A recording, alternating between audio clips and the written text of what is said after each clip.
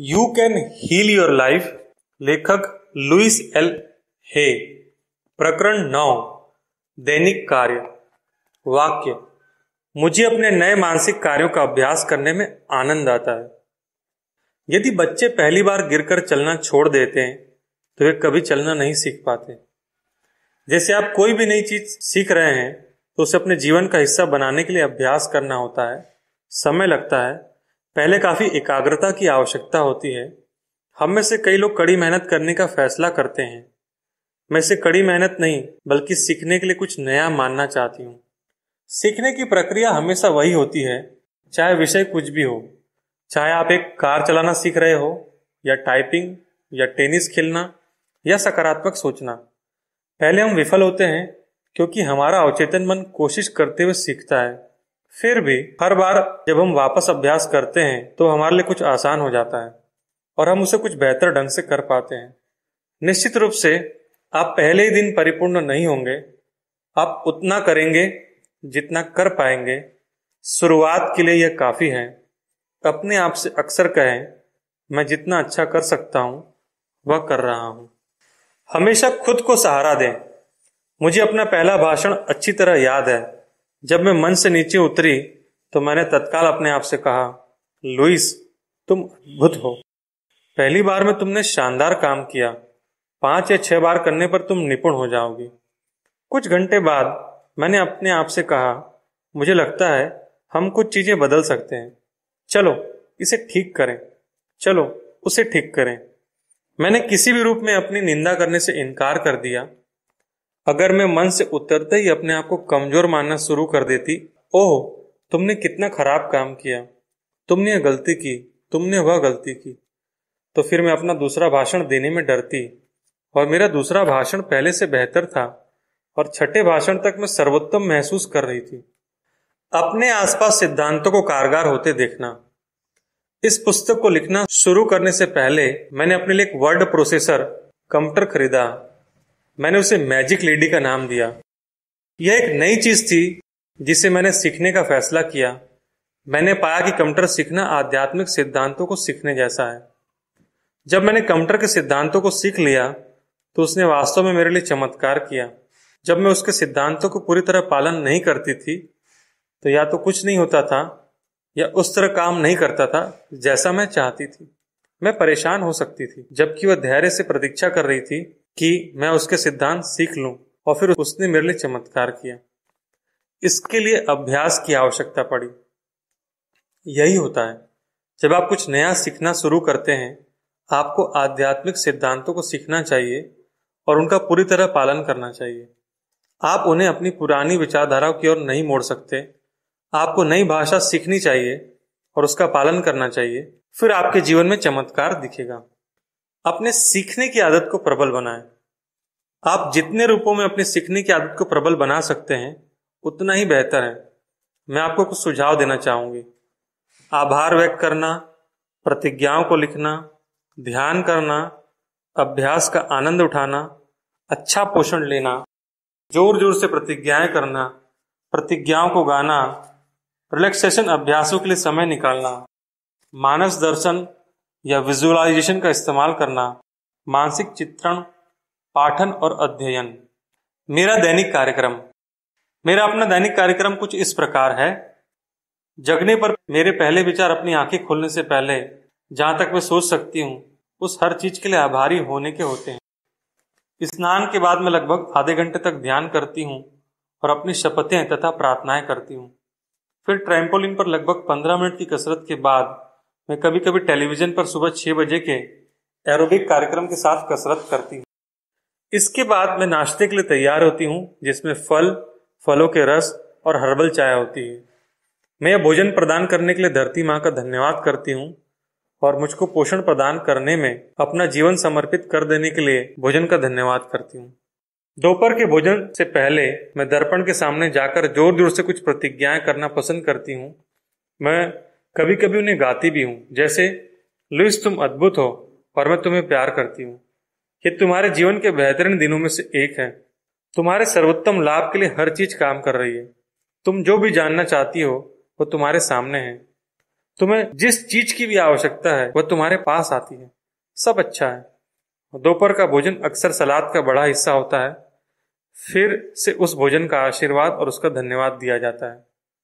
देर दोपहरी में मैं अपने स्लैंट तिरछे बोर्ड पर कुछ पल बिताती हूँ और अपने शरीर को कुछ गहरी विश्रांति अनुभव करने की अनुमति देती हूँ। मैं कभी कभार इस समय टेप भी सुनती हूँ। रात के भोजन में भाप में पकी सब्जियां और एक अनाज होता है। कभी कभार मैं मछली या चिकन खाती हूँ। मेरा शरीर साधारण भोजन पर बेहतरीन काम करता है। मैं दूसरों के साथ रात्रि भोज में शामिल होना पसंद करती हूँ और हम भोजन के साथ साथ एक दूसरे को भी आशीर्वाद देते हैं। कभी कभार शाम में मैं पढ़ने और अध्ययन करने के लिए कुछ समय निकालती हूँ। सीखने के लिए हमेशा कुछ न कुछ होता है। इस समय मैं कभी कभी अपनी वर्तमान प्रतिज्ञा को 10 या 20 बार लिखती हूँ। जब मैं बिस्तर पर जाती हूँ तो अपने विचारों को एकत्रित करती हूँ। मैं दिन की घटनाओं के बारे में सोचती हूँ और हर गतिविधि के लिए कृतज्ञ होती हूँ। मैं दृढ़ निश्चय करती हूँ कि मैं गहरी व अच्छी नींद सोऊंगी और सुबह प्रसन्नता और ताजगी के साथ तथा नए दिन का स्वागत करते हुए उठूंगी। यह अभिभूत करने वाला लगता है ना? शुरुआत में ऐसा लगता है कि बहुत मेहनत करनी पड़ेगी, लेकिन कुछ ही समय बाद आपकी नई विचारशैली स्नान या दांतों की सफाई की तरह आपके जीवन का एक हिस्सा बन जाएगी। आप इसे स्वतः और आसानी से करेंगे। किसी परिवार के लिए सुबह में इनमें से कुछ चीजें साथ करना बहुत अच्छा रहेगा। सुबह एक साथ मिलकर ध्यान करते हुए दिन की शुरुआत करना या रात के भोजन से पहले ध्यान करना सबके जीवन में शांति और सद्भावना लाएगा। यदि आपको लगता है कि आपके पास समय नहीं है तो आप आधे घंटे पहले उठ सकते हैं। इसके लाभ आपकी कोशिशों को सार्थक कर देंगे। आप अपने दिन की शुरुआत कैसे करते हैं? आप जगने के बाद सुबह में पहली कौन सी बात कहते हैं? हमारे पास कुछ न कुछ बात होती है क्योंकि हम लगभग प्रतिदिन कुछ न कुछ कहते हैं। वह सकारात्मक होता है या नकारात्मक। मुझे याद है कि जब सुबह में मैं जगती थी तो एक आ के साथ कहती थी, ओह एक और दिन, और फिर मेरा दिन वैसे ही गुजरता था, एक के बाद एक गलत होता था। अब जब मैं जगती हूँ तो अपनी आंखें खोलने से पहले मैं अच्छी नींद के लिए बिस्तर को धन्यवाद देती हूँ। आखिरकार हमने एक साथ आराम करते हुए पूरी रात गुजारी है। फिर बंद आंखों के साथ ही मैं लगभग 10 मिनट तक अपने जीवन की सभी अच्छी चीजों के लिए धन्यवाद देती हूँ। मैं थोड़ा सा दिन का कार्यक्रम बनाती हूँ और सोचती हूँ कि सब कुछ अच्छा होगा और मैं उसका पूरा आनंद उठाऊंगी। बिस्तर से उठने और सुबह का ध्यान या प्रार्थनाओं से पहले मैं यह करती हूँ। ध्यान। प्रत्येक दिन मौन होकर ध्यान में बैठने के लिए कुछ समय निकालें। यदि ध्यान आपके लिए नई बात है तो 5 मिनट से शुरू करें। चुपचाप बैठें, अपनी सांस पर ध्यान दें और विचारों को आराम से अपने मन मस्तिष्क से निकलने दें। उन्हें कोई महत्व न दें और वे आगे चले जाएंगे। मन मस्तिष्क का काम है सोचना, इसलिए विचारों से छुटकारा पाने का प्रयास न करें। ध्यान करने के तरीके पता करने के लिए आप बहुत सी कक्षाओं और पुस्तकों का सहारा ले सकते हैं। चाहे आप कैसे भी हो और कहीं से भी शुरू करें, अंत में आप अपने लिए बेहतरीन विधि खोज लेंगे। मैं आमतौर पर बस चुपचाप बैठती हूँ और पूछती हूँ मैं क्या जानना चाहती हूँ। मैं उत्तर आने देती हूँ। यदि वह चाहे, यदि नहीं तो मैं जानती हूँ कि वो उत्तर मुझे बाद में मिल जाएगा। ध्यान करने का कोई सही या गलत तरीका नहीं है। ध्यान का एक और रूप है चुपचाप बैठकर अपनी सांसों पर ध्यान देना कि वह शरीर में कैसे जाती है और आती है।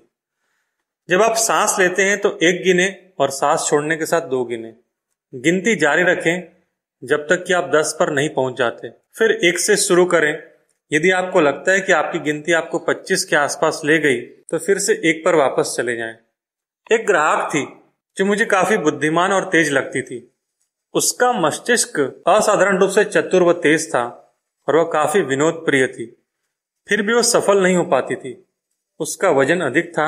वह टूटी हुई, अपने करियर में कुंठित और कई वर्षों तक अपने जीवन में रोमांच से वंचित थी। वह सभी गुण अवधारणाएं तेजी से सीख सकती थी। वे उसके लिए काफी महत्वपूर्ण थे। फिर भी वह अधिक चतुर, अधिक तेज थी। वह जिन विचारों को इतनी तेजी से क्षणिक आधार पर ग्रहण कर लेती थी, उनका पर्याप्त समय तक अभ्यास करने के लिए अपनी गति कम करना उसके लिए कठिन था। दैनिक ध्यान ने उसकी काफी मदद की। हमने सिर्फ 5 मिनट प्रतिदिन से शुरू किया और धीरे धीरे 15 से 20 मिनट तक पहुंचे। अभ्यास। दैनिक प्रतिज्ञाएं। 1 या 2 प्रतिज्ञाएं लेकर उन्हें दिन में 10 या 20 बार लिखें। उन्हें उत्साह के साथ जोर से पढ़ें, अपनी शपथों का गीत बनाएं और उन्हें खुश होकर गाएं। अपने मन मस्तिष्क को दिन भर इन प्रतिज्ञाओं पर जाने दें। लगातार इस्तेमाल की जाने वाली प्रतिज्ञाएं विश्वास बन जाती है और वे हमेशा लाभदायक होती है। कभी कभी तो ऐसे रूपों में परिणाम दिखाती है जिसकी हम कल्पना भी नहीं कर सकते। मेरा एक विश्वास यह है कि मेरा हमेशा अपने मकान मालिक के साथ अच्छे रिश्ते रहते हैं। न्यूयॉर्क सिटी में मेरा पिछला मकान मालिक एक ऐसा व्यक्ति था जो अत्यंत सख्त माना जाता था और सभी किराएदार उसकी शिकायत करते थे। जिन 5 वर्षों में मैं वहां रही, मैंने उसे सिर्फ 3 बार देखा। जब मैंने कैलिफोर्निया जाने का फैसला किया तो मैं अपना सारा सामान बेचना चाहती थी और नए सिरे से, अतीत से किसी जुड़ाव के बिना शुरू करना चाहती थी। मैंने इस प्रकार की प्रतिज्ञाएं करनी शुरू की। मेरा सारा सामान आसानी से और जल्दी बिक जाएगा, ये काम बहुत आसान है, सब कुछ बिल्कुल ठीक चल रहा है, सब कुशल है। मैंने इस बारे में नहीं सोचा कि चीजों को बेचना कितना मुश्किल होगा या आखिरी कुछ रातें मैं कहाँ सोऊंगी या कोई भी ऐसा नकारात्मक विचार। मैंने बस अपनी प्रतिज्ञाएं जारी रखी। मेरे ग्राहकों और विद्यार्थियों ने तुरंत सारा छोटा मोटा सामान और अधिकांश पुस्तकें खरीद ली। मैंने अपने मकान मालिक को पत्र लिखा कि मैं अपने लीज का नवीनीकरण नहीं करूंगी और मुझे आश्चर्य हुआ जब उसने फोन करके मेरे जाने पर निराशा व्यक्त की। उसने कैलिफोर्निया में मेरे नए मकान मालिक को सिफारिशी पत्र लिखने का भी प्रस्ताव किया और पूछा कि क्या वो उसका फर्नीचर खरीद सकता है, क्योंकि उसने वह अपार्टमेंट सुसज्जित करके किराए पर लगाने का फैसला किया। मेरी चेतना ने 2 विश्वासों को इस प्रकार से साथ ला दिया था जिसकी मैं कल्पना भी नहीं कर सकती थी। मेरे रिश्ते अपने मकान मालिक से हमेशा अच्छे रहेंगे और सब कुछ आसानी से और जल्दी बिक जाएगा। दूसरे किराएदार हैरान थे कि मैं अंत तक एक आरामदेह सुसज्जित अपार्टमेंट में अपने बिस्तर पर ही सोती थी और साथ ही मुझे उसके लिए पैसे भी मिले। मैं वहां से कुछ कपड़ों, अपने जूसर, ब्लेंडर, हेयर ड्रायर एवं टाइपराइटर और साथ ही बड़े चेक के साथ निकली और आराम से लॉस एंजलिस की ट्रेन पकड़ी। सीमाओं में विश्वास न करें। कैलिफोर्निया पहुंचने पर मेरे लिए कार खरीदना जरूरी था। पहले कोई कार न होने और पहले कोई भी बड़ी खरीद न करने के कारण मेरी कोई स्थापित साख नहीं थी। बैंक मुझे ऋण देने को तैयार नहीं थे। एक महिला अस्वरोजगार शुदा होना मेरे लिए किसी काम नहीं आया। मैं अपनी सारी बचत एक नई कार खरीदने में खर्च करने के लिए तैयार नहीं थी। साख बनाना एक बड़ी चुनौती बन गई। मैंने परिस्थिति या बैंकों के बारे में कोई नकारात्मक विचार मन में लाने से इनकार कर दिया। मैंने कार किराए पर ली और यह प्रतिज्ञा करती रही, मेरे पास एक खूबसूरत नई कार है और वह मुझे आसानी से मिल गई है। साथ ही मैंने मिलने वाली हर किसी से कहा मैं एक नई कार खरीदना चाहती हूँ और अब तक साख बनाने में सफल नहीं हो पाई हूँ। लगभग 3 महीने में मैं एक बिजनेस वूमन से मिली जो तुरंत मुझे पसंद करने लगी। जब मैंने उसे कार के बारे में अपनी कहानी बताई तो उसने कहा, चलो यह काम मैं कर दूंगी। उसने बैंक के अपने एक मित्र को बुलाया जिसकी उसने कभी मदद की थी और उससे कहा कि मैं एक पुरानी मित्र हूं और मेरी मजबूत सिफारिश की। 3 दिनों के भीतर मैं खूबसूरत कार की मालकिन थी। मैं उतनी उत्साहित नहीं थी जितनी इस प्रक्रिया को देखकर भौचक थी। मैं मानती हूँ कि कार लेने में 3 महीने का समय मुझे इसलिए लगा क्योंकि मैंने इससे पहले कभी मासिक किस्तों के लिए खुद को तैयार नहीं किया था और मेरे अंदर का छोटा बच्चा डरा हुआ था। उसे ये कदम उठाने का साहस बटोरने के लिए समय चाहिए था। अभ्यास। मैं स्वयं को प्यार करता हूँ। मैं अनुमान लगा रही हूँ कि आप पहले से मैं अपने आप को स्वीकार करता हूँ लगभग बिना रुके बोल रहे होंगे। यह एक शक्तिशाली आधार है। इसे कम से कम 1 महीने तक करें। अब एक कागज लें और सबसे ऊपर लिखें, मैं स्वयं को प्यार करता हूं इसलिए। इस वाक्य को जितने रूपों में कर सकते हो करें। जैसे जैसे नई बातें सोचें इसमें जोड़ें। अगर आप किसी साथी के साथ यह कर सकते हैं तो करें। हाथ पकड़ें और बारी बारी से कहें, मैं खुद को प्यार करती हूं इसलिए। यह अभ्यास करने का सबसे बड़ा लाभ यह है कि आप यह सीख जाते हैं कि जब आप यह वाक्य कहते हैं तो अपने आप को नीचा दिखाना लगभग असंभव होता है। अभ्यास। नए का दावा करें। अपने आप को वह चीज करते या होते या पाते सोचे या कल्पना करें जिसके लिए आप मेहनत कर रहे हैं। सभी विवरण भरें, महसूस करें, देखें, चखें, स्पर्श करें, सुनें। अपनी नई स्थिति पर दूसरे लोगों की प्रतिक्रियाओं पर ध्यान दें। चाहे उनकी प्रतिक्रियाएं जो भी हो, कहें कि आपके लिए सब ठीक है। अभ्यास। अपने ज्ञान को बढ़ाएं। मन मस्तिष्क के कार्यों के बारे में अपनी जागरूकता और समझ को बढ़ाने के लिए जो भी पढ़ सकते हैं वह सब पढ़ें। आपके लिए काफी कुछ ज्ञान उपलब्ध है। यह पुस्तक आपके मार्ग में केवल एक और कदम है। दूसरे दृष्टिकोण भी तलाशें। लोगों को भिन्न रूप में यह सब कहते सुने। ग्रुप में अध्ययन करें जब तक आप उनसे आगे न बढ़ जाएं। यह जीवन पर्यंत चलने वाला काम है। आप जितना सीखते हैं, जितना ज्ञान प्राप्त करते हैं, जितना अभ्यास और इस्तेमाल करते हैं, उतना बेहतर महसूस करते हैं और आपका जीवन उतना ही उत्तम होगा। ये काम करना आपको अच्छा महसूस कराएगा। परिणाम प्रदर्शित होना। इनमें से आप जितनी विधियों का अभ्यास कर सकते हैं, उनके अभ्यास करके आप इस कार्य के अपने परिणामों को प्रदर्शित करना शुरू कर देंगे। आप अपने जीवन में छोटे छोटे चमत्कार होते देखेंगे। जिन चीजों को आप दूर करने के लिए तैयार हैं, वे अपने आप चली जाएगी। जिन चीजों और घटनाओं को आप चाहते हैं, वे अचानक आपके जीवन में कहीं से उभर आएगी। आपको ऐसे पुरस्कार मिलेंगे जिनकी आपने कल्पना भी नहीं की होगी। मैं बहुत चकित और खुश हुई थी जब कुछ महीने तक मानसिक अभ्यास करने के बाद मैं युवा दिखने लगी थी। आज मैं 10 वर्ष पहले के मुकाबले 10 वर्ष युवा दिखती हूँ। अपने अस्तित्व और आप जो करते हैं उसे पसंद करें। अपने आप और जीवन पर हंसें और कोई भी चीज आपको स्पर्श नहीं कर सकती। यह सब अस्थायी है। अगले जीवन में आप इसे अलग प्रकार से करेंगे, तो अभी इसे अलग प्रकार से क्यों ना करें। आप नॉर्मन कजिंस की एक पुस्तक पढ़ सकते हैं। उन्होंने हास्य का इस्तेमाल करके एक घातक बीमारी से छुटकारा पाया। दुर्भाग्यवश उन्होंने उन मानसिक दृष्टिकोणों को नहीं बदला जिसने उन बीमारी को उत्पन्न किया था, इसलिए दूसरी बीमारी को उत्पन्न कर लिया। हालांकि उन्होंने उस बीमारी से भी हंसते हुए मुक्ति पा ली। आप कई रूपों में अपना उपचार कर सकते हैं। उन सभी को आजमाएं और फिर उसका इस्तेमाल करें जो आपको सबसे अधिक आकर्षित करता है। जब आप रात को सोने जाते हैं तो अपनी आंखें बंद करें और फिर से अपने जीवन की सभी अच्छी बातों के लिए आभार जताएं। इससे और भी अच्छी बातें होंगी। कृपया रात में सोने से ठीक पहले खबरें ना तो सुने और न ही टेलीविजन पर देखें। खबरें केवल विपदाओं की एक सूची होती है और आप उन्हें अपने स्वप्नों तक नहीं ले जाना चाहेंगे। स्वप्न की अवस्था में काफी सफाई का काम होता है और आप अपने सपनों को किसी भी ऐसी बात में मदद करने के लिए प्रेरित कर सकते हैं जिस पर आप काम कर रहे हैं। अक्सर आपको सुबह तक उत्तर मिल जाएगा। शांति से सोने जाएं। भरोसा रखें कि जीवन की प्रक्रिया आपके पक्ष में है और वह आपकी बेहतरी तथा खुशियों का ध्यान रख रही है। आप जो कर रहे हैं उस पर जोर डालने की कोई आवश्यकता नहीं है। वह मनोरंजन हो सकता है, वह खेल हो सकता है, वह खुशी हो सकती है। यह आपके ऊपर है। यहाँ तक कि क्षमा प्रदान करना और नाराजगी को छोड़ना भी मनोरंजन हो सकता है, यदि आप उसे ऐसा बनाना चाहते हैं। फिर से उस व्यक्ति या स्थिति के बारे में एक छोटा सा गीत बनाएं जिसे छोड़ना अधिक मुश्किल हो। जब आप कोई गीत गाते हैं तो पूरी प्रक्रिया को हल्का बना देता है। जब मैं निजी रूप से अपने ग्राहकों के साथ काम करती हूँ तो जितना जल्दी हो सके उस प्रक्रिया में हास्य ले आती हूँ। हम जितनी जल्दी पूरी स्थिति पर हंस सकते हैं, उसे छोड़ना उतना ही आसान होता है। अगर आप नील समोट के किसी नाटक में मंच पर अपनी समस्याओं को देखते हैं तो आप हंसते हंसते लोटपोट हो जाते। त्रासदी और कॉमेडी एक ही चीज है। ये केवल आपके दृष्टिकोण पर निर्भर करता है। ओह, हम मनुष्य कितने बेवकूफ हो सकते हैं।